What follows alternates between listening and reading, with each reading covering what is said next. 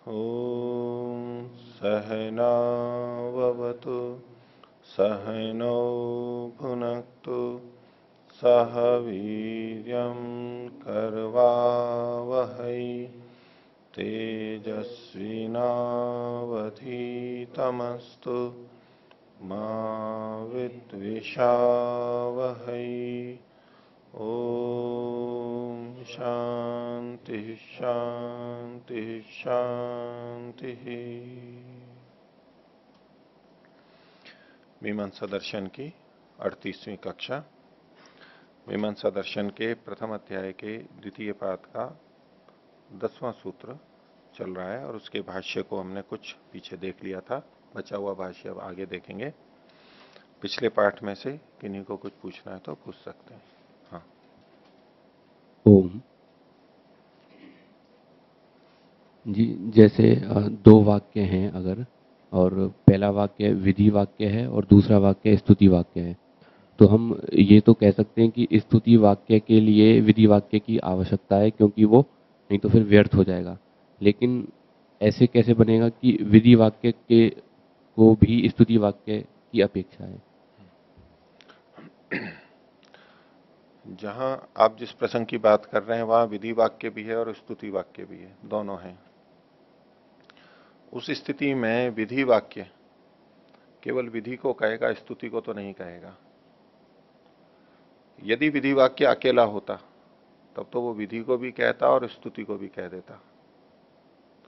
ऐसे में उसको किसी की आवश्यकता नहीं है। लेकिन जैसा पिछली कक्षा में मैं गोवली वर्ध न्याय की दृष्टि से समझा रहा था, तो अब चूंकि जिस स्थिति में आप प्रश्न पूछ रहे हैं वो है विधि वाक्य भी है और स्तुति वाक्य भी है, ऐसी स्थिति में विधि वाक्य केवल विधि को कहेगा, जो कि पूर्ण नहीं है, क्योंकि स्तुति नहीं है वहां पर, और स्तुति वाक्य दूसरा है। तो विधि वाक्य सूखी विधि को कह रहा है, रूखी विधि को कह रहा है, अब स्तुति नहीं है। इस दृष्टि से देखा जाए तो उसको स्तुति वाक्य की अपेक्षा है। और वक्ता ने स्तुति वाक्य साथ में लिखा है तो इसीलिए कि वहां अपेक्षित था, वो अपेक्षित समझ रहा था कि स्तुति वाक्य यहां आना चाहिए, नहीं तो वो उसके बिना भी काम चला लेता। तो अकेला विधि वाक्य जैसे स्तुति और विधि दोनों को कह देता है, ऐसे ही यहां अगर आप देखोगे तब तो विधि वाक्य को और किसी की आवश्यकता नहीं है। लेकिन ऐसा यहां देख ही नहीं सकते, क्योंकि स्तुति वाक्य भी साथ में है, इसलिए इस दृष्टि से अपेक्षा है। और कोई? ओम आचार्य जी, पृष्ठ संख्या 139 में भाष्य की दूसरी पंक्ति में एक ब्राह्मण का वचन आया है, वायुमेव स्वेन भागधेयेन उपधावति। तो इसका क्या तात्पर्य है, ये स्पष्ट नहीं हुआ। हाँ, तो वायु तो देवता हुआ, उसको उपधावती उसके पास जाता है, उसको प्राप्त होता है। इस क्रिया का करता है यजमान।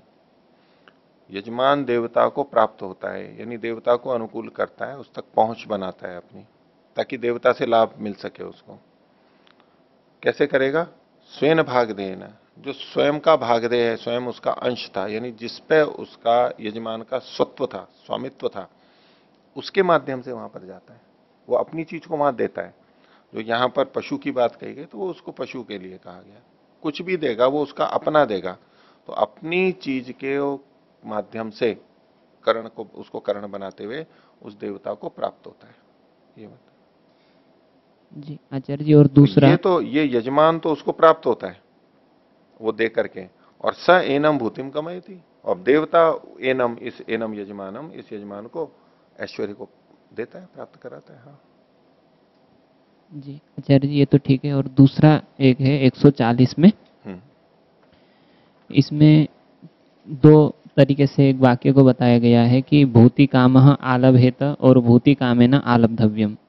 तो जब हम कह रहे हैं कि भूति कामः आलभेत, तो ऐसा जब करेंगे तब तो आगे के जो स्तुति वचन है उनके साथ में इसकी एक वाक्यता हो जाती है, परंतु भूति कामेन आलब्धव्यम कहने पर एक वाक्यता नहीं हो रही है, भिन्न भिन्न वाक्य बन रहे हैं। तो ये कैसे हो रहा है, ये थोड़ा स्पष्ट कर दीजिए। तो भूति कामेन आलब्धव्यम, ये इस ढंग से जब वाक्य देखेंगे तो इसका पृष्ठभूमि में प्रश्न क्या है?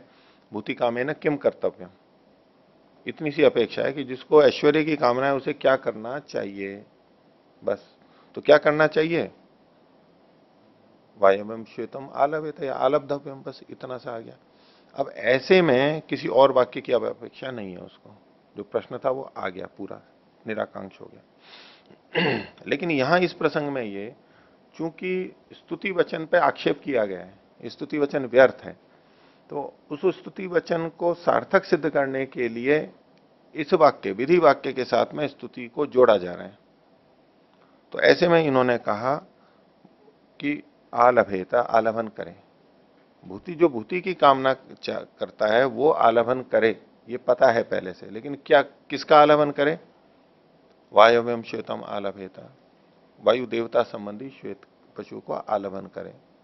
तो इसमें जो वायु देवता है ये विशेष कथन किया गया, क्योंकि स्तुति वाक्य में वायुर्वै क्षेपिष्ठा देवता, स्तुति वायु देवता की गई है। तो उस स्तुति को इससे जोड़ने के लिए कि वायु देवता वाले, वायु देवता को ही क्यों लिया गया है? भूति काम जो आलभन करना चाह रहा है तो वो वायु देवता ही क्यों लिया गया है? क्योंकि उससे भूति होती है, उससे शीघ्रता से भूति होती है, वो क्षेपिष्ठा देवता है, शीघ्रकारी देवता है, इसलिए उससे शीघ्र होती है इत्यादि चीजें। तो ऐसा जब करेंगे तो स्तुति वाक्य उससे जुड़ जाएगा और वो संबद्ध हो जाएगा, वो स्तुति वाक्य व्यर्थ नहीं होगा। इस दृष्टि से ऐसी विवेक्षा की गई। ठीक है, तो आगे देखिए, पृष्ठ संख्या 149। हम देख रहे हैं मीमांसा दर्शन के प्रथम अध्याय के द्वितीय पाद का 10वां सूत्र, उसका शावर भाष्य। तो पीछे कुछ समाधान किया, ये सिद्धांति के द्वारा समाधान दिए जा रहे हैं। अब एक और प्रसंग उठा करके ये समाधान कर रहे हैं। पीछे जो वाक्य आए थे जिनको पूर्व पक्षी ने व्यर्थ कहा था, उसमें प्रजापति के लिए कहा था स आत्मनो वपाम उदखिदत, उसने अपनी वपा को फाड़ दिया था, उखाड़ दिया था। मतलब ये व्यर्थ है, ऐसा कोई करता नहीं है, हमें भी अपनी उखाड़नी चाहिए, ये जो सब व्यर्थ हो रहा था। अब इसका समाधान यहां दिया जा रहा है। तथा यह प्रजा काम पशु कामो वास्यात् स एतम प्राजापत्यम तूपरम आलभेत इति आकांक्षितत्वात् अस्य विधे शेषोयम। ये जो वाक्य था स आत्मनो वपाम उदखिदत इति, ये किस प्रसंग से जुड़ा हुआ है? ये किसका शेष है? यानी मुख्य बात क्या थी, वो मुख्य बात इन्होंने यहां बताई। इसके आधार पर अब समाधान करेंगे। यदि केवल इतना सा भाग लेंगे, स आत्मन वपाम उदखिदत, आत्मनो वपाम उदखिदत, इतना सा वाक्य लेंगे तो गड़बड़ होगी ही। देख प्रसंग को ला रहे हैं, ये वाक्य शेष है, किससे जुड़ा हुआ है? इससे जुड़ा है। वो क्या है कि यह प्रजा काम पशु कामो वा स्यात्, जो व्यक्ति प्रजा की, संतान की कामना करने वाला हो, चाहता हो, और पशुओं की इच्छा रखता हो कि मेरे खूब पशु हों, वह स एतम प्राजापत्यम, वो इस प्रजापति देवता वाले तू परम, तू पर का आलभन करे।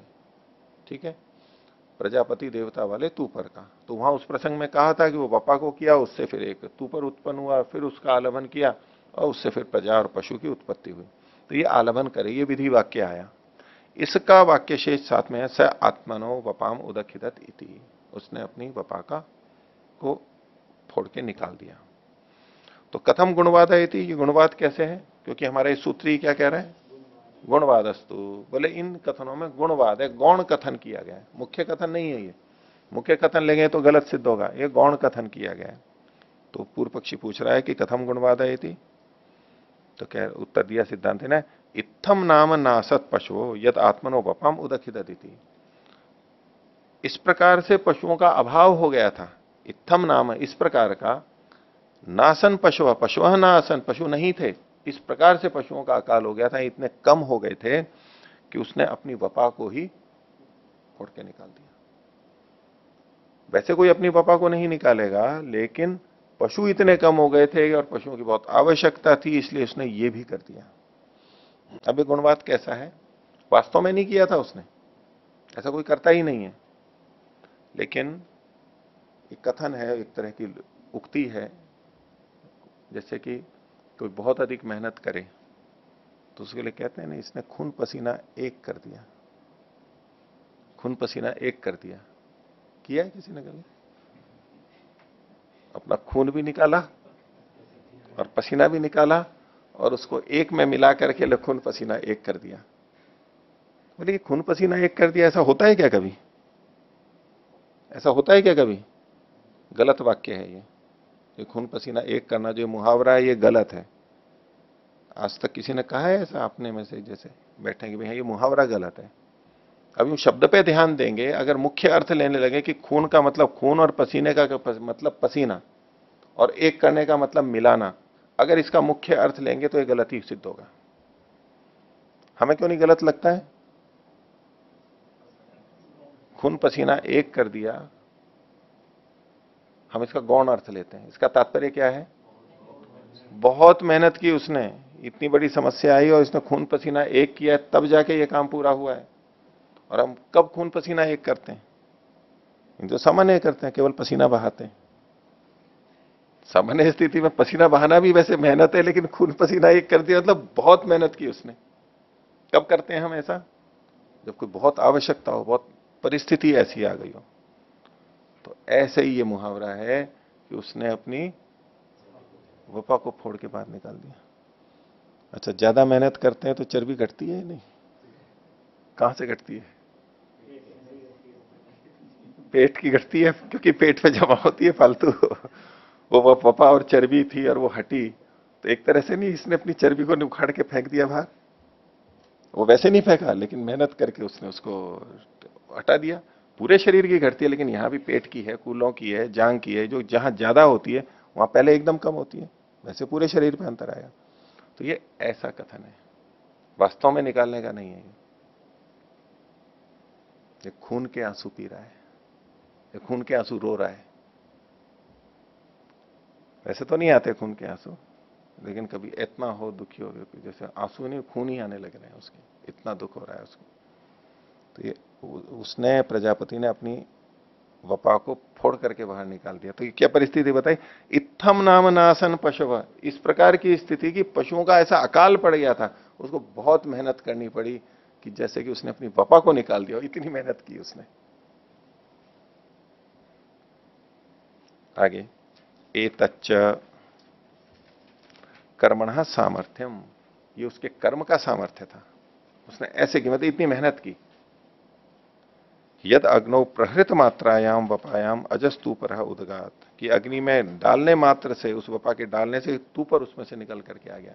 अभी भी वास्तव में नहीं है ये, उसकी मेहनत इतनी थी कि ये असंभव चीज भी संभव हो गई है। ये असंभव चीज है, वपा को डालने से कोई तू पर पशु अग्नि से निकल करके नहीं आता है, लेकिन अधिक मेहनत करने से असंभव चीज भी संभव हो रही है, ये कथन किया जा रहा है। केवल अलग ढंग से कथन है, शब्द से नहीं है, गौण कथन है ये। तात्पर्य वहां लेना होता है कि वक्ता कहना क्या चाह रहा है, किस परिस्थिति में कहना चाह रहा है। आगे, इत्थम बहव पशुओ भवंती थी, इस प्रकार से बहुत पशु हो जाते हैं। जब कम पशु हैं तो एडी एडी चोटी का जोर लगाना पड़ता है। एडी चोटी का जोर देखा है? एडी चोटी का जोर तो एडी से तो जोर समझ में आता है, चलो कुछ चल रहा है फिर रहा है, चोटी से कौन सा जोर लगा रहा है वो? बुद्धि का तो गौण अर्थ ले लिया ना फिर, संपूर्ण नीचे से ऊपर तक का सारा। एडी से चोटी तक जोर लगाना पड़ेगा, तब जाकर के आपको ये काम हो जाएगा। नहीं, पूरा जोर लगाना है। अब वहां गौण अर्थ लेना पड़ रहा है ना, मुख्य अर्थ लेंगे तो ये वाक्य गलत है, मुहावरा। और अधिकांश मुहावरों में आपको ऐसी चीजें मिलेंगी वहां गौण अर्थ है। तो लेकिन ऐसी कोई मेहनत करता है तो उसने बहुत सारे पशु ले लिए। अब इस पर पूर्व पक्षी कह रहा है कि कथम पुनः अनुत्खिन्नायाम वपायाम प्रजापति आत्मनो वपाम उदखिदत इत्याह, कि जब प्रजापति ने ये जो कहा कथम पुनः अनुत्खिन्नायाम वपायाम, वपा को तो उसने निकाला ही नहीं वास्तव में प्रजापति ने, लेकिन फिर वपाम उदखिदत ये क्यों कह दिया आपने? यानी सिद्धांति कह चुका है कि वास्तव में नहीं निकाली है वपा को। जो खंडन कर रहा था वो वास्तव में वपा को निकाला गया, इसको मान करके खंडन कर रहा था। तो बोले ऐसा है ही नहीं। तो बोले जब ऐसा है नहीं तो ये कथन क्यों किया गया? तो सिद्धांत कह रहा है उच्चते असत वृत्तांतान वाख्यानम, ये असद वृत्तांत का अनवाख्यान है, कथन है। असद मतलब जो हुआ नहीं है, वृत्तांत मतलब व्यवहार, उसका अनवाख्यान यानी उसका कथन करना, वर्णन करना। जो चीज नहीं हुई है उसको भी कह दिया गया। ऐसा होता है समझाने के लिए, घटना कुछ हुई नहीं है लेकिन फिर भी ऐसा बना करके बोल देते हैं वहां पर। विशेष प्रयोजन के लिए किसने देखो कितना प्रयत्न किया। असद वृत्तांत का अनवाख्यान है, सद वृत्तांत का भी अनवाख्यान होता है, लेकिन ये असद वृत्तांत का अनवाख्यान है, ये सिद्धांत स्वीकार कर रहा है। अब इस असद वृत्तांत के अनवाख्यान के तात्पर्य को न लेकर के, अगर गौण अर्थ को न लेकर के कोई मुख्य अर्थ को लेगा तो खंडन होगा ही ना इसका, भाई मुख्य अर्थ में है ही नहीं, ये तो गौण अर्थ है। आगे क्यों क्यों इससे इससे ये क्यों किया, तो बोले स्तुत्यर्थे न प्रशंसाया गम्य मानत्वात्, कि स्तुति के प्रयोजन, स्तुति के अर्थ के द्वारा प्रशंसा के गम्यमान होने से, जब स्तुति का अर्थ किया जाता है तो उसके द्वारा प्रशंसा गम्यमान होती है। ये प्रजापति की प्रशंसा कही जा रही है वहां पर। ये देखो उसने कितना प्रयत्न किया। जब हम कहें कि इसने खून पसीना एक कर दिया तो उसकी प्रशंसा कर रहे हैं ना व्यक्ति की। वो खून पसीना भले ही एक नहीं हुआ है वास्तव में, लेकिन हम उसकी प्रशंसा कर रहे हैं तो इसने बहुत मेहनत की। बस ये स्तुति के लिए है, ये सीधे सीधे नहीं है। अब खून पसीना एक करना भी असद वृत्तांतान्वाख्यान है, लेकिन उससे स्तुति हो रही है, उससे स्तुति करते हुए हम उसकी प्रशंसा कर रहे हैं। भाषा का प्रयोग होता है ऐसा। आगे यह अनवाख्याने वर्तमाने द्वयम निष्पद्यते, जब कभी अनवाख्यान होता है, जो घटना हुई उसको कथन करने से उसमें दो तरह से चीजें निकल के आती हैं। दो चीजें हम देख सकते हैं, क्या क्या, द्वयम निष्पद्यते यच्च वृत्तांत ज्ञानम, एक बात है ये कि जो वृत्तांत बताया गया उसका हमारे को बोध होता है कि ऐसा ऐसा हुआ, इतिवृत्त, इतिहास की तरह से ऐसा ऐसा हुआ, कोई वृत्तांत आता है बस हम हाँ ऐसा ऐसा हुआ, एक तो ये ज्ञान होता है हमारे को।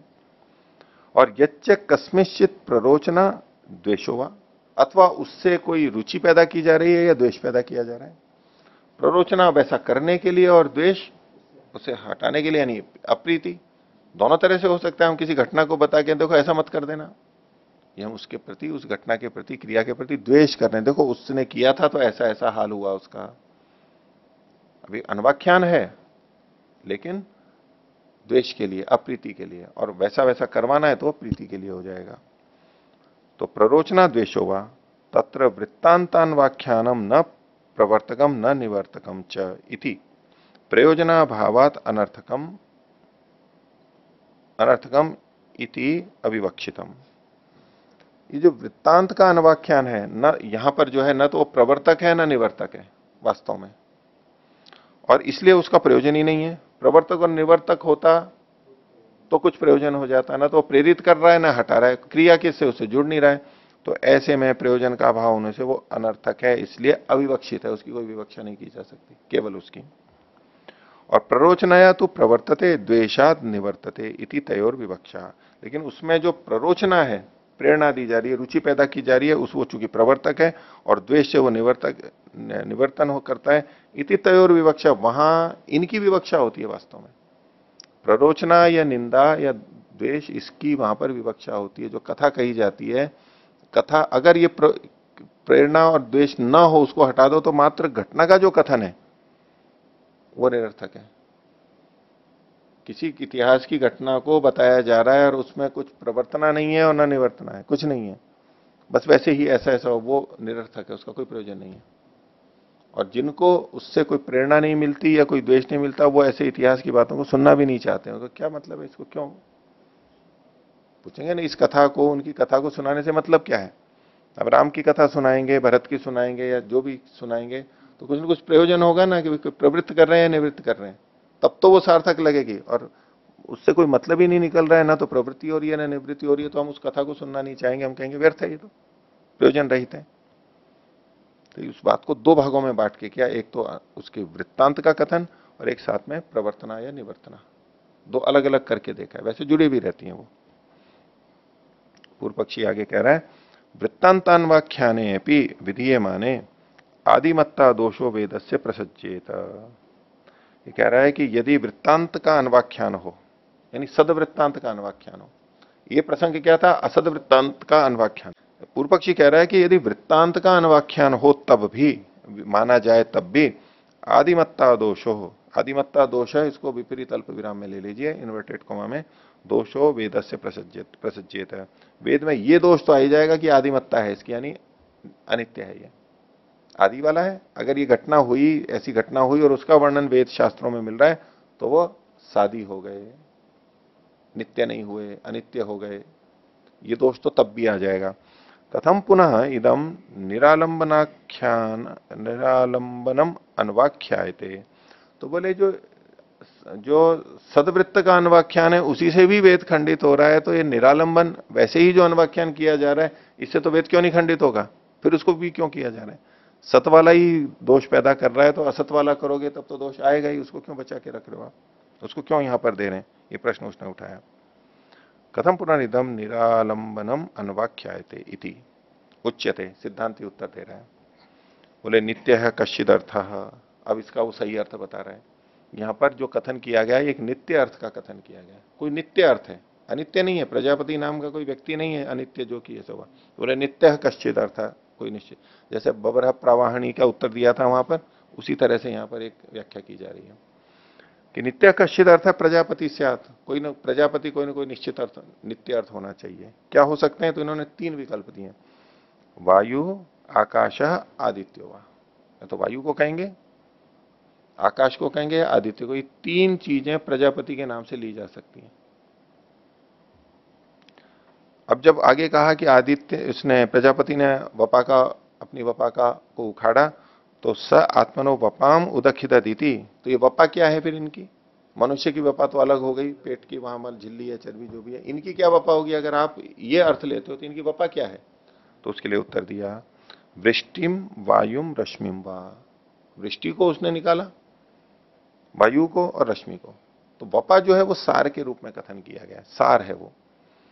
तो वायु का सार वृष्टि, वायु बहती है और वायु में से बारिश हो जाती है, तो उसका सार जैसा हो गया, उसकी वपा निकल गई। आकाश है, आकाश के साथ में वायु का, आकाश जो खाली जगह उसका सार क्या है? हमारी दृष्टि से देखिए ना, तो वायु तो है, अगर वायु नहीं होगी तो आकाश क्या है हमारे लिए? वायु सब जगह आकाश में उपलब्ध है, इसलिए हमारे को अच्छा लगता है, वो उसका सार हो गया। और आदित्य के साथ में रश्मि है, आदित्य है और उसकी वपा क्या है, उसका सार क्या है? रश्मियां है, रश्मियों से ही तो हमारे काम आता है। आगे, तमग्नौ प्रागृहणात्, ये प्रजापति ने वपा को निकाल के फिर उसको अग्नि में डाला। तो ये अग्नि क्या है इन तीनों से संबंध में, कहां डाला उसने? तो उसमें फिर 3 अग्नियां बताई, वैद्युते, आरबी से, लौकिके वा। विद्युत अग्नि जो ऊपर होती है बादलों में, तो वहां वायु, और वायु में वृष्टि, और वहां जो अग्नि थी वहां विद्युत अग्नि थी, जो बिजली चमकती है, कड़कती है, उसमें एक तरह से आहुति दी उसको। दूसरा जो था आदित्य, आकाश, आकाश में जो वायु थी, और वायु से संबंधित जो आरबी से है, ये जठराग्नि को माना गया है। उस वायु की आहुति कहां दी? जठराग्नि में। जठराग्नि जो होती है उसको बढ़ाने के लिए वायु के जो भेद हैं उसमें समान वायु, प्राण, अपान, उदान, व्यान और समान, तो एक वायु इसको अग्नि को बढ़ाने वाली भी होती है, वो एक वायु को वहां पर भी माना गया है। तो वायु को की आहुति किसमें दी गई? जठराग्नि में दी गई, वो जठराग्नि में गई है वो। और लौकिक एवा, और जो रश्मि है, यानी आदित्य था, रश्मि था, उसकी आहुति कहां डली? लौकिक अग्नि में डली। एक तरह से वो रश्मियां आती हैं, वो रश्मियां ही अग्नि के रूप में प्रकट हो जाती हैं, जैसे कि वो रश्मियां अग्नि ही बन गई है, जैसे अग्नि में आहुति दी गई है उसकी। अब आगे का ततो अजय थी, अग्नि में वपा की आहुति दी तो अग्नि से अज की उत्पत्ति हुई। तो बोले अज क्या होगा यहां पर? इन तीनों के संदर्भ में अज क्या है? तो कहा अन्नम बीजम विरुद्धवा।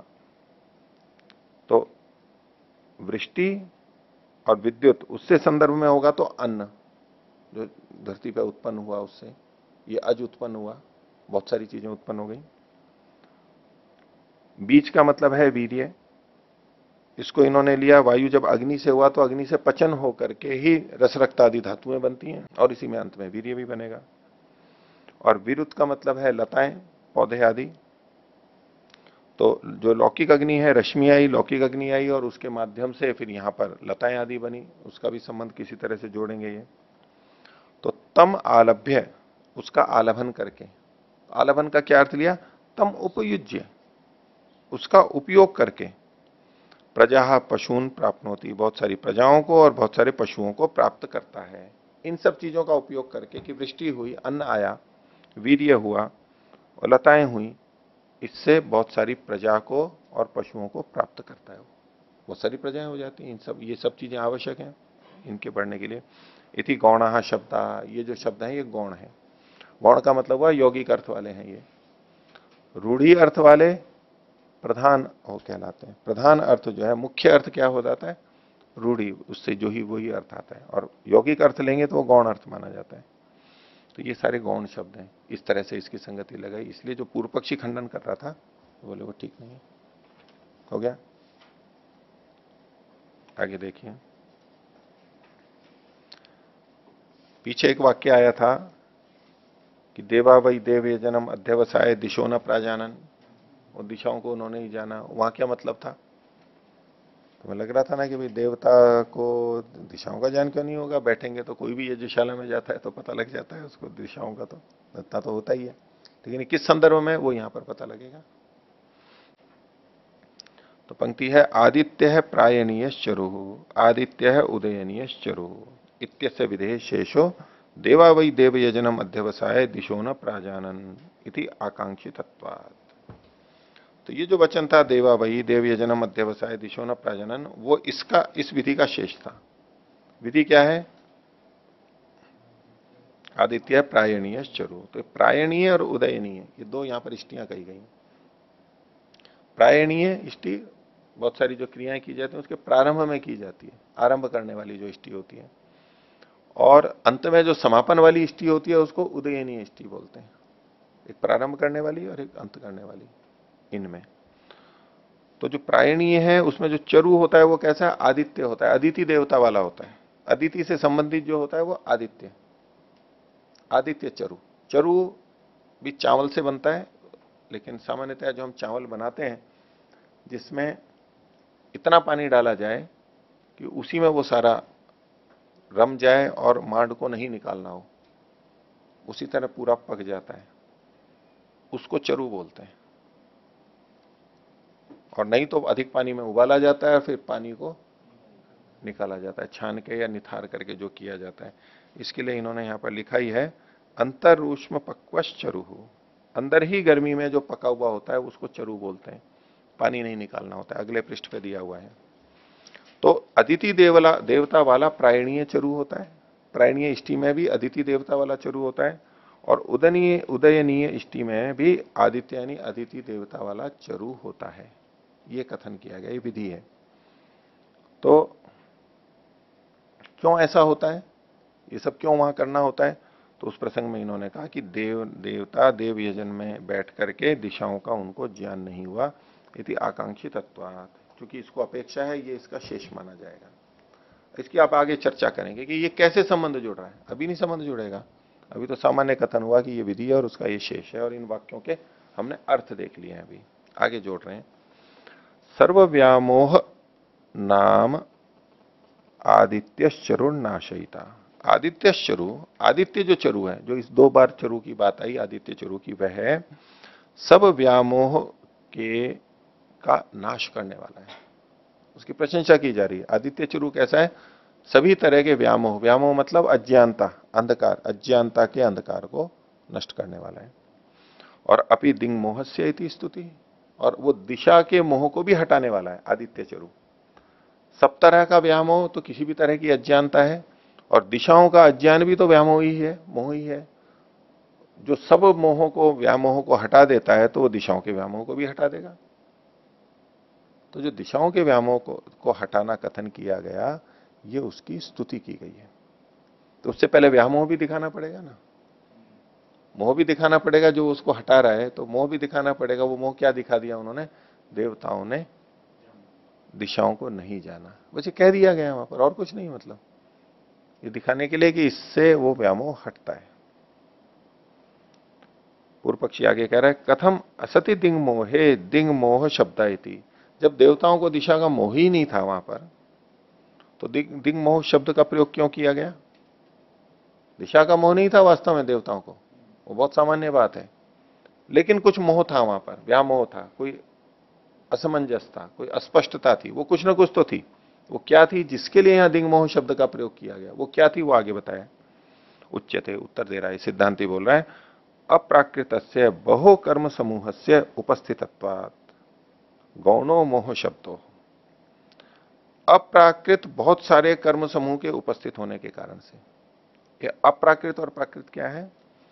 एक प्रकृति कर्म होता है, फिर उसके विकृति कर्म होते हैं, ठीक है। जो प्रथम कहा गया है प्रकृति याग विकृति याग, आप समझते ही हैं। जो प्रारंभ में कहा गया है वो प्रकृति याग है। प्रकृति याग में सारी चीजें वहीं कही गई होती हैं, और विकृति याग में प्रकृति से ही आ जाती है, प्रकृतिवत विकृति कर्तव्य, लेकिन कुछ अतिरिक्त बातें वहां कह दी जाती हैं। लेकिन अप्रकृतस्य, जो प्रकृति में नहीं है ऐसा, अप्राकृतस्य प्रकृति से नहीं आया, ऐसे बहुत सारे कर्म समूह के उपस्थित हो जाने से। एक नया कर्म कर रहे हैं, है विकृति याग, लेकिन उसमें प्रकृति की बातें नहीं आई, नहीं नहीं, उसमें विकृति में ही जो है ऐसी बहुत सारी बातें आ गई। विकृति याग में यदि प्रकृति से बहुत सारी चीजें आती हैं तो वो सरलता से होती है, क्योंकि प्रकृति को हम जानते हैं, पहले से पता है, तो बस यहां भी इतना इतना सा भेद है, बाकी सब ऐसा का वैसे ही हो जाएगा, सरलता रहती है। लेकिन कोई ऐसी विकृति हो जिसमें बहुत सारे ऐसे कर्म आ गए हो जो प्रकृति में नहीं हो, तो जो प्रकृति में नहीं थे यानी नए कर्म यहां पर आ गए हैं विकृति याग में, वो कहलाएंगे अप्राकृत कर्म है ये। ऐसे अप्राकृत से बहु कर्म समूह से उपस्थित था, बहुत सारे कर्म समूह, ये कर्म समूह, ये कर्म समूह, ये कर्म समूह, ये बहुत सारा वहां पर उपस्थित हो गया है। अब बहुत सारा उपस्थित हो गया, उसने पहले कर नहीं रखा है, विकृति को पहली बार कर रहा है, तो एक असमंजस और व्यामोह हो गया, किसको करूं, किसको पहले करूं, उलझ जाते हैं ना, उलझ पलझ हो जाते हैं, क्या बोलते हैं, कभी जब ये भी करो वो भी करो वो भी करो तो हौच पौच हो जाते हैं, जो भी कह लो, असमंजस ऐसा हो जाता है ना, घुल मिल जाता है, क्या करूं, व्यक्ति ऐसा स्थिति में पहुंच जाता है। उस स्थिति में ये व्यामोह की स्थिति आ गई, तो इसमें गौणों मोह शब्द यहां पर गौण रूप से प्रयोग किया गया है। और इसमें अवधारण अवकाश दान आदि फिर ज्ञापयती गौणता। तो ये जो आदित्य चरु है, ये अवधारण और अवकाश दान आदि से वहां पर जन आता है। अवधारण यानी तो निश्चय, और अवकाश दान यानी उसको थोड़ा समय मिल जाता है। अर्थात ये जो दो चीजें थी, प्रायणीय और उदयनिष्टि, ये और वहां पर दर्शपूर्ण मास जो किया जाता है, दर्शपूर्ण मास उसमें बीच में किया जाता है, और दर्शपूर्ण मास प्रकृति से आता है। प्रकृति जो सोमयाग है ज्योतिषोम, उसमें दर्शपूर्ण मास भी है, वो उसको पहले से पता है। अब यहां जो बहुत सारे नए नए कर्म आ गए हैं, उस बीच में दर्शपूर्ण मास भी आ गए जो कि उसके परिचित हैं। वो परिचित कर्म कर रहे हैं, तो अब उनको क्या लगेगा, थोड़ा आराम मिल जाएगा ना, थोड़ा समय मिल जाएगा कि हाँ ये तो बीच में अब चीज आ गई, ये तो हमारी परिचित है, अब थोड़ा सा सांस आया है और थोड़ा सा विचार लेंगे आगे क्या क्या करना है, कैसे करना है। तो इनके आने से वो व्यामोह कम हो गया, उसको समय मिल गया, वो पौर्वापर्य का निर्धारण कर सका, इस तरह बस उसने व्यामोह को दूर कर दिया। लेकिन उससे पहले व्यामोह था बहुत सारे कर्म होने से, बस उसी को यहां पर कहा गया है।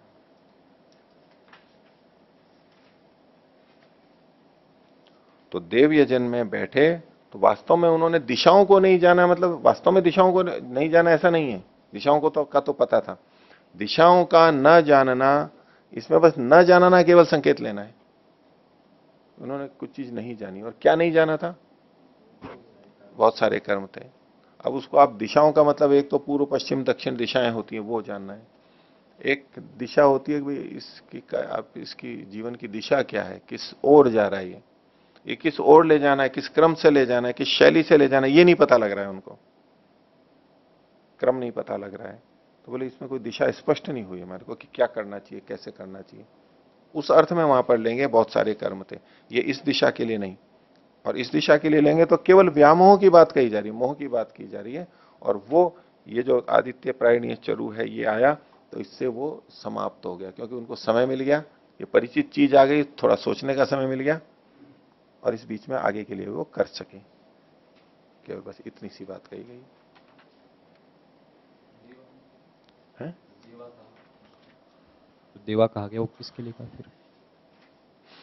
देवता तो देवता ही माने जाते हैं, जो दूसरे हैं वह ये कथन है, बस उन्होंने, उनको पता नहीं लगा, बहुत सारे कर्म हैं, अब देवता अपनी आहुति लेने के लिए आते हैं ना, अपने भाग को लेने के लिए। तो कौन सा होगा, किसका होगा। अब कोई पुरस्कार वितरण समारोह बन चल रहा हो और पता नहीं हो पहले कौन नाम कभी किसका ले रहे हैं, तो वहां जल्दी जल्दी ले रहे हैं, तो वहां थोड़ा आगे पीछे हो जाते हैं ना। और फिर प्रमाण पत्र देने वालों को पता ही नहीं रहता कि किसको दे रहे हैं और कौन है। और देखने वालों को भी पता नहीं लगता है कि जो नाम बोला जा रहा है वो पीछे वाला है या ये वाला है। इतनी जल्दी जल्दी और वो इस तरह से बोल देते हैं, कुछ पता नहीं, असमंजस हो जाता है अब किसको जाना है किसको नहीं जाना है। नाम बोला गया तो पीछे से उठ के आएगा, वो आगे पहुंच जाएगा, उसको ये नहीं पता कि दो और आगे हैं अभी, वो पहले आगे पहुंच जाता है वहां पर, वो सारा गड़बड़ हो जाता है। तो जब ज्यादा इस तरह की क्रियाएं होती हैं तो देवताओं को भी मोह हो जाता है ज्यादा तीव्रता से, इसलिए बहुत धैर्य से तसल्ली से किया जाता है।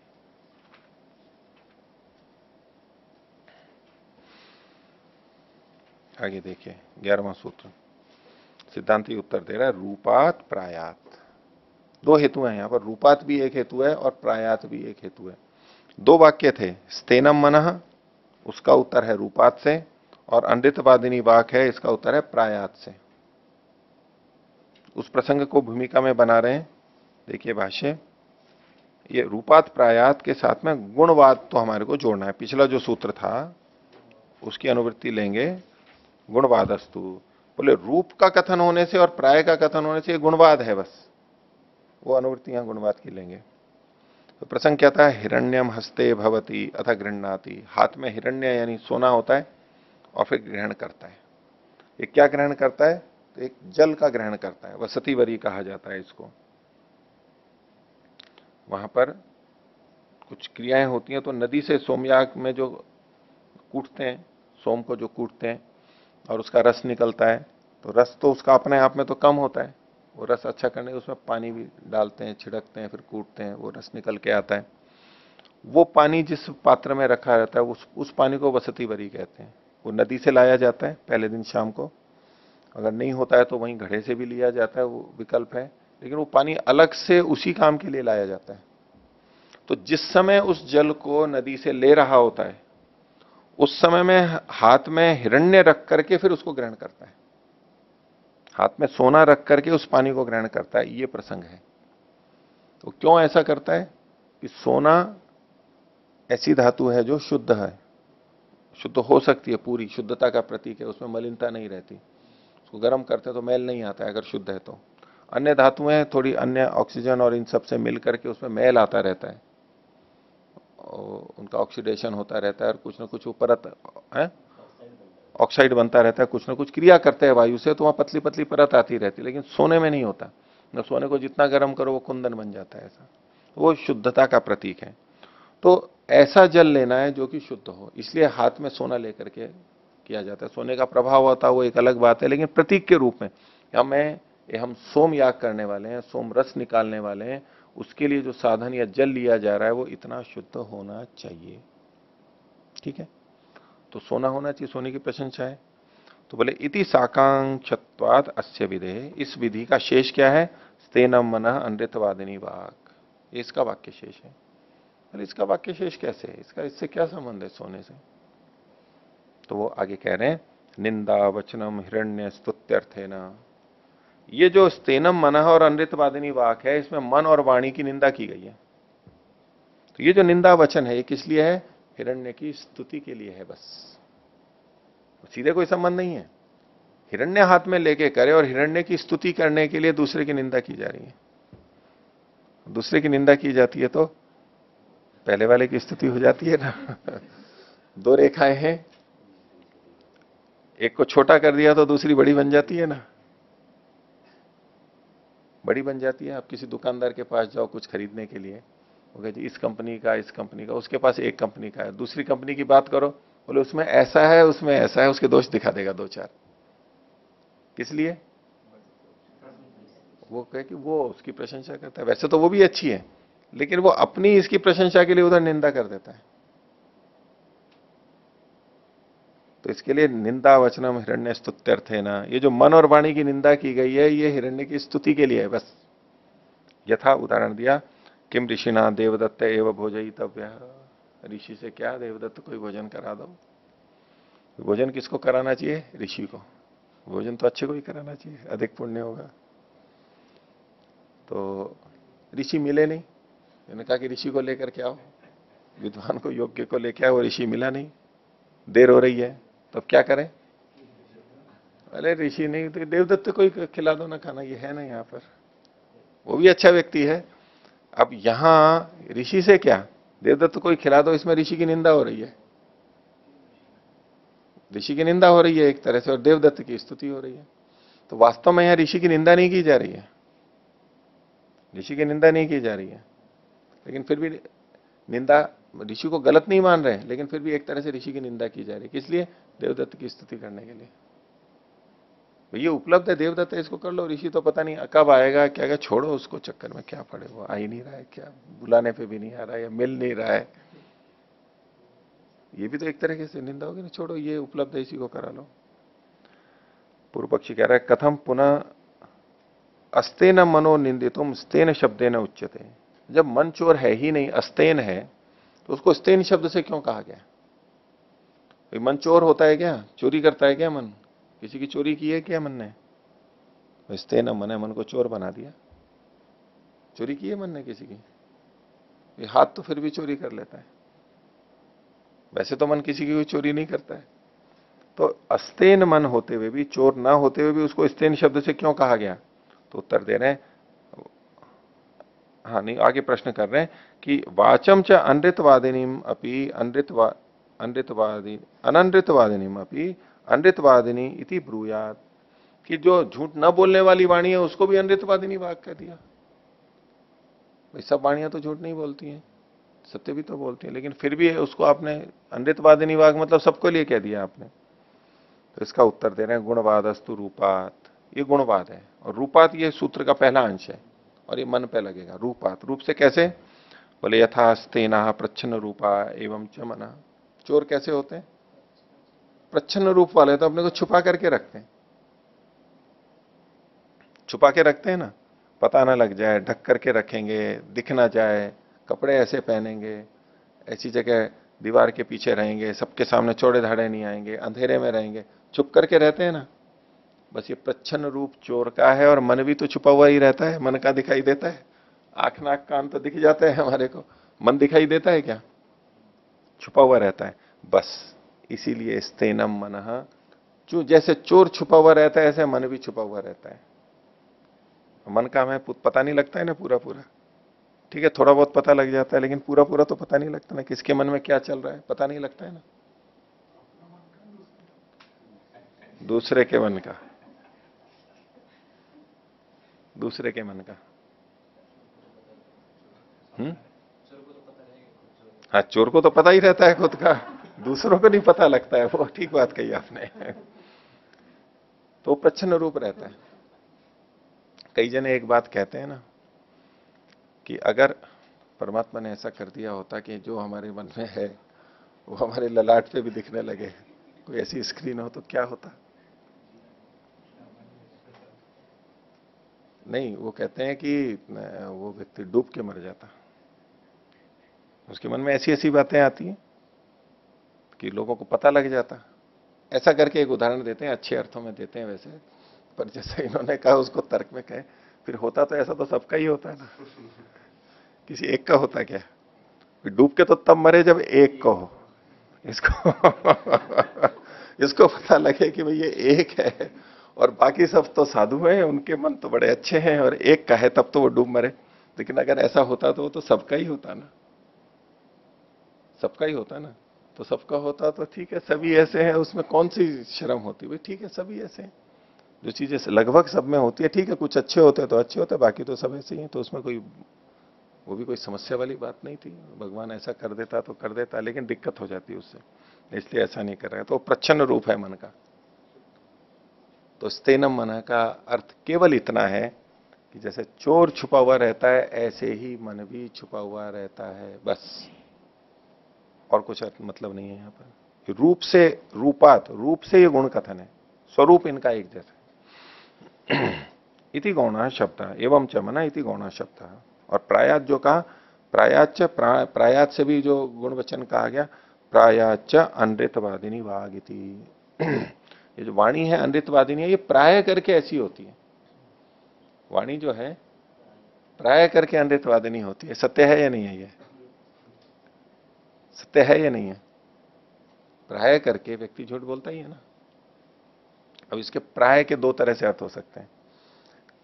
एक व्यक्ति में घटा के देखेंगे कि इसकी जो वाणी है, एक वाणी, एक वाक जितना बोलती है उसमें अधिकांश झूठ बोलती है। एक वाणी जितना कुछ बोलती है दिन भर या पूरे जीवन में, उसमें अधिकांश झूठ बोलती है। एक तो ये अर्थ है कि प्राय करके झूठ बोलती है। एक इस तरह नहीं, जितनी वाणियां हैं उनमें से अधिकांश झूठ बोलती हैं। कम या अधिक वो अलग बात है, कम बोलती है तो भी झूठ तो बोलने वाली हुई ना वो। यूं देखेंगे तो दिन भर में हम झूठ अधिक नहीं बोलते हैं, काम ही नहीं चलेगा हमारा। जितने वाक्य हम सुबह से शाम तक बोलते हैं उसमें झूठे वाक्य अधिक होते हैं, सच्चे वाक्य अधिक होते हैं, सच के अधिक वाक्य होते हैं। तो उस दृष्टि से देखेंगे तो प्रायः झूठ बोलने वाली वाणी होती है, ये नहीं कहा जा सकता। भाई प्राय आप ये कह सकते हो कि भाई 70%, 80%, 90%, कम से कम 70 से तो आगे बोलेंगे कि इतना झूठ बोलता है कोई, तब कहेंगे कि प्राय झूठ बोलता है। प्राय मतलब अधिकांशतः, पर ऐसा तो है नहीं, इसलिए इसको ऐसे नहीं घटाना है। लेकिन अगर जितने मनुष्य हैं उनमें देखा जाए तो अधिकांश झूठ बोलने वाले मिलेंगे। कोई कोई होगा जो सच बोलता होगा, नहीं कुछ ना कुछ तो झूठ बोलता होगा। इसलिए कहा अनृतवादिनी वाक, वाणी तो अनृत को बोलने वाली होती है प्राय कथन के कारण से। तो प्रायाच अनृतवादिनी वाग इति हो गया।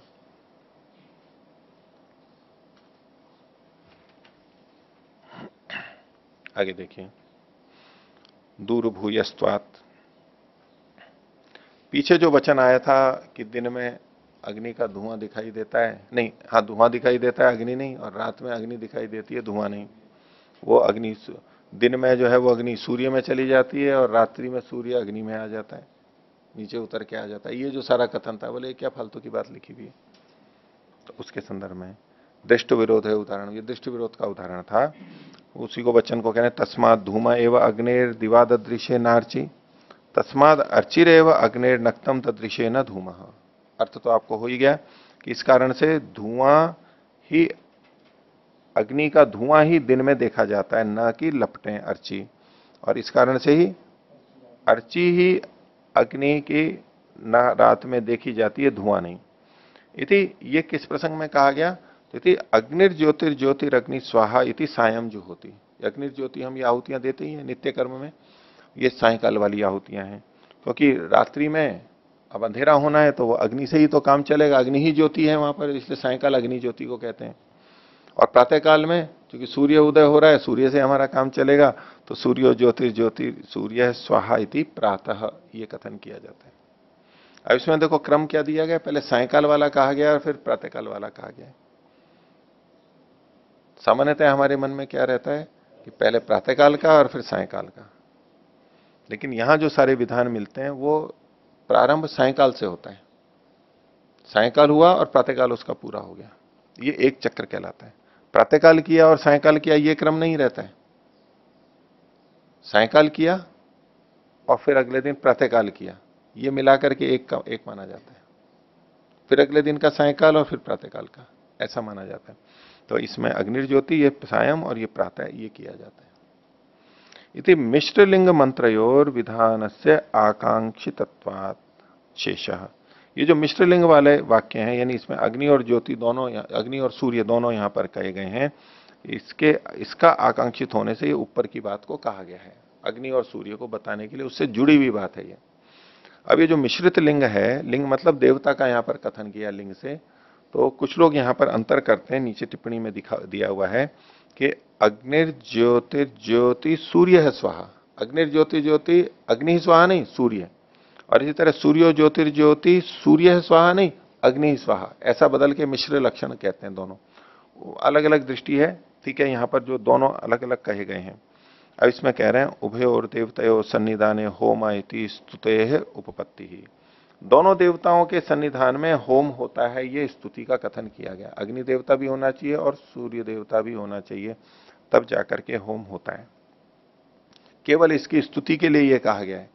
ये दोनों होने चाहिए, दोनों होने चाहिए। जबकि ये जो दिखने न दिखने का वास्तविक कारण क्या है, तो अब कहा गया दूर भूयस्वा धूमस्य अग्नेश्च अदर्शने गौणा शब्द।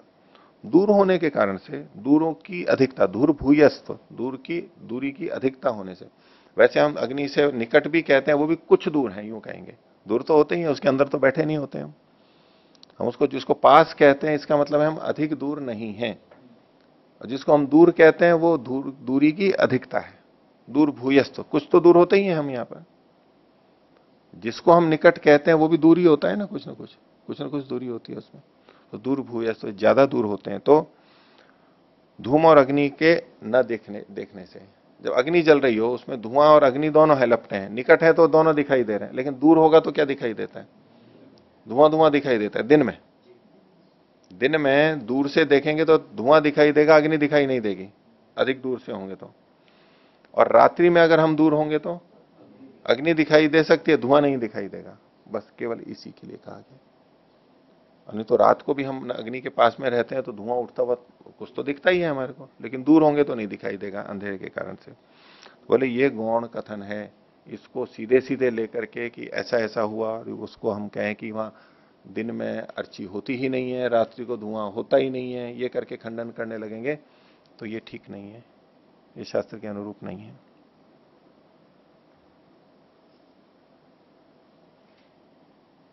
ठीक है, तो सिद्धांती ने इनका उत्तर कुछ कुछ ढंग से देने का प्रयास किया है,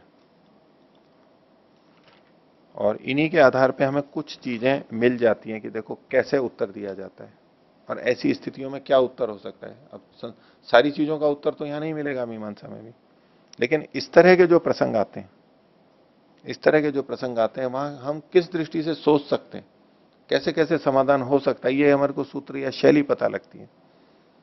हर प्रश्न का उत्तर यहां नहीं मिलेगा। अब प्रश्न कुछ आ गया, हम इन दृष्टियों से विचार कर सकते हैं कि शायद ऐसा हो, शायद ऐसा, और कहीं ना कहीं हमारे को फिर संगति प्रतीत लगेगी। विचार तो करना पड़ता है, आदत नहीं है, मेहनत भी पड़ती है, लेकिन हमारे को विकल्प पता है कि ऐसा भी हो सकता है, ऐसा भी हो सकता है, ये भी दृष्टि हो सकती है, तो उनको घटा घटा के देखते हैं तो कोई चीज वहां पर अच्छी हो जाती है कि हाँ ये बात समझ में आ गई, यहां तो ऐसा है। कभी वैसी की वैसी होती है तो बहुत शीघ्रता से हम कर सकते हैं।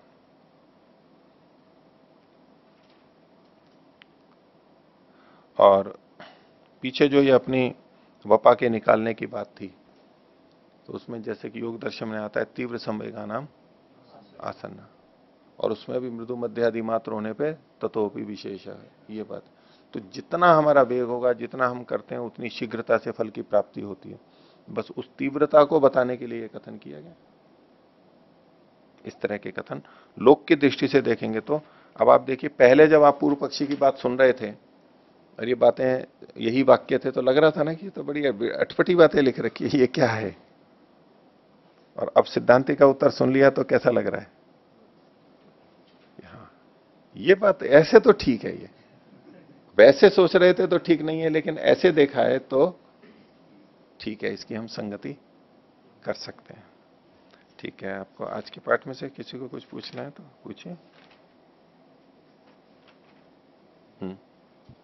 जी, पृष्ठ संख्या 155 पे, 155 पे। हाँ। तो 11वें सूत्र का जो भाष्य हुआ था, तो उसमें इसका जो पूर्व जो वाक्य था, हिरण्यम हस्ते भवति अतः गृह्णाति, तो मतलब अलग अलग रूप से तो यूं समझ में आ गया, लेकिन उससे उसकी कैसे शेषत्व देखो, हुआ? हिरण्य की स्तुति करनी है, इसलिए वाणी और मन की निंदा कर दी, हिरण्य की स्तुति करते हैं। यहां एक न्याय चलता है, इसको कहते हैं न ही निंदा न्याय। न ही निंदा न्याय, इसको इन्होंने युधिष्ठिर जी ने लिखा भी है, 156वें पृष्ठ पर देखिए। उसमें वचन है, न ही निंदा निंदितुम प्रवर्तते अपितु विधेयम स्तोतुम। निंदा निंदा के लिए नहीं चल रही है, वो इस विधेय की स्तुति के लिए चल रही है। वास्तव में वाणी और मन की निंदा नहीं करना चाह रहे हैं यहां पर, विधेय की स्तुति के लिए। इसके लिए जैसे कहा जाता है कि भाई पशु तो घोड़ा और गाय ही है, बाकी तो कोई पशु नहीं है। तो बाकी कोई पशु नहीं है, ये निंदा की गई ना अन्य पशुओं की। वो निंदा निंदा नहीं है वास्तव में, उनको वो भी उपयोगी हैं, लेकिन किसके लिए? घोड़े और गाय की स्तुति के लिए वो है। कोई कहने लगे भाई खिलाड़ी तो बस ये है, गायक तो ये है, विद्वान तो ये है, बाकी सब तो क्या है, भाई मुख्यमंत्री तो ये है, बाकी सब तो क्या है। अब बाकी की वो निंदा कर रहा है। उसका ये मतलब नहीं है कि वो वास्तव में निंदा कर रहा है उनकी। जो दुष्ट है उनकी तो निंदा की जाएगी, ठीक नहीं है वो, लेकिन अच्छे होते हुए भी कभी उनकी भी प्रशंसा करेगा। बोले आप तो निंदा कर रहे थे उस दिन, बोले कुछ मुख्यमंत्री नहीं है, ये तो क्या है, और ये तो कोई खिलाड़ी है क्या, ये तो कोई विद्वान है क्या उस दिन, और अभी आप प्रशंसा कर रहे हो। अरे भाई उस दिन मैं निंदा कर रहा था, वो इसकी स्तुति के लिए कर रहा था कि ये वाला मुख्यमंत्री बहुत अच्छा है, ये खिलाड़ी बहुत अच्छा है, ये गायक या लेखक बहुत अच्छा है। अब बाकी तो क्या है भाई, मिठाई तो ये है, बाकी तो कोई मिठाई नहीं है। वो बाकी को मिठाई नहीं मान रहा। तो ये नहीं निंदा निंदितुम प्रवर्तते, ऐसे स्थलों पर जहां सीधे निंदा की जाती है वहां तो ठीक है, लेकिन यहां एक की प्रशंसा के लिए दूसरे की निंदा, ये भी एक तरीका होता है ऐसा करके। और किया जाता है। तो ये यहां निंदा वचन जो किया गया, इसको नहीं निंदा न्याय बोलते हैं, इसको नहीं निंदा न्याय। तो जब ये अर्थ निकाल लिया, अब स्तेनम मन है कि ये अर्थ निकाल ही नहीं सकते, हाँ हमारे को भी मन को चोरी करना चाहिए, और अनृतवादिनी वाग, इसलिए हमारे को भी वाणी को झूठ बोलना चाहिए, ये अर्थ अब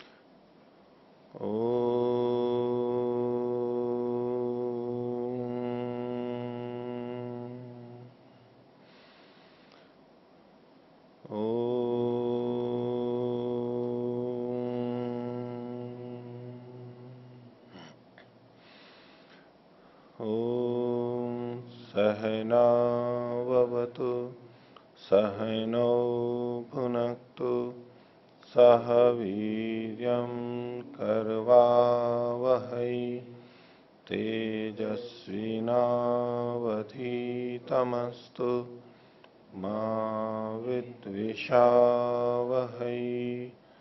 ओम शांति शांति शांति।